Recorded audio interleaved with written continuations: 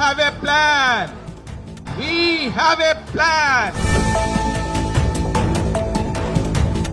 দেশে ফিরেই তারেক রহমানের এই বাক্য শুনে সমৃদ্ধশালী দেশ গড়তে স্বপ্ন দেখতে শুরু করে মানুষ।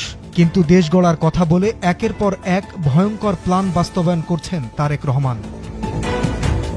আই হ্যাভ এ প্ল্যানের অংশ হিসাবে গণমাধ্যম দখলের খেলায় মেতেছে বিএনপি। সম্প্রতি তারেক রহমানের নির্দেশে দখল হয়েছে সময় টেলিভিশন।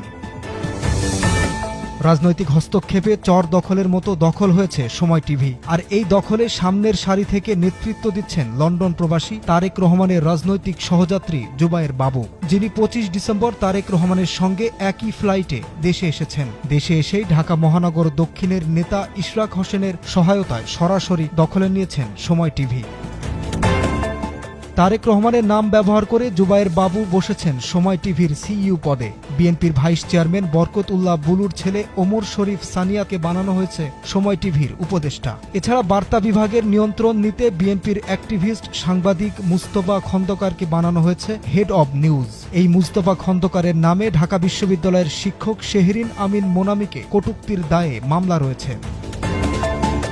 এছাড়াও সময় টেলিভিশনের হেড অব ডিজিটাল পদে বসানো হয়েছে বিএনপির মিডিয়া সেলের ক্যামেরাম্যান সাদাত আলী সাদাফকে। এছাড়াও টেলিভিশনটির গুরুত্বপূর্ণ আরও বড় বড় পদে আরও বেশ কয়েকজন বিএনপি নেতা ও সাংবাদিক বসানোর প্রক্রিয়া সম্পন্ন হয়েছে। এক কথায় পুরো সময় টিভিতে চর দখলের মতো চলছে চেয়ার দখলের প্রতিযোগিতা। বিএনপি সময় টিভির নিয়ন্ত্রণ নিয়েই আওয়ামী লীগ পুনর্বাসনের কাজ শুরু করেছে। সময় টিভির সাবেক এমডি আহমেদ জুবায়ের, যিনি সাবেক আইনমন্ত্রী অ্যাডভোকেট কামরুল ইসলামের ভাগিনা। 5 আগস্টের আগে আহমেদ জুবায়ের স্বৈরাচার শেখ হাসিনার সমস্ত এজেন্ডা বাস্তবায়ন করেছে। 5 আগস্টের পরে আহমেদ জোবায়েরের নামে রাজধানীর বিভিন্ন থানায় 3টি গণহত্যা মামলা হলে সময় টিভি থেকে পালিয়ে আত্মগোপনে চলে যান তিনি। দীর্ঘদিন পর আহমেদ জোবায়েরকে আইনি সহায়তা দেন বিএনপি নেতা সুপ্রিম কোর্ট আইনজীবী কায়সার কামাল।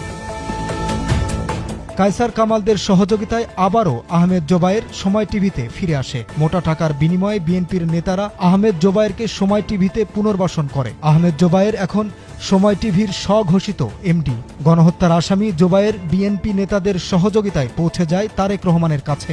10 জানুয়ারি সাংবাদিকদের সঙ্গে তারেক রহমানের মতবিনিময় অনুষ্ঠানে সময় টিভি দখল করা বিএনপি নেতারা আহমেদ জোবায়েরকে তারেক রহমানের সঙ্গে বৈঠক করার ব্যবস্থা করে দেয়। সেই ভিডিও সামাজিক যোগাযোগ মাধ্যমে ব্যাপক সমালোচনার ঝড় তুলেছে।